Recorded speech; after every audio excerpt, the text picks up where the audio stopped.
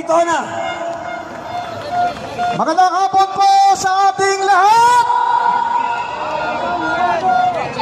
Wala bang sagot? Good afternoon, everyone!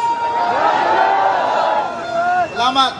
Mga kapatid, mga kaibigan, binibigyan lang kami ng 3 minutong talumpati. Kapag pasensyahan nyo na ako, medyo may segment. Hindi pa ako magtatalumpati, kundi ako ay kakanta.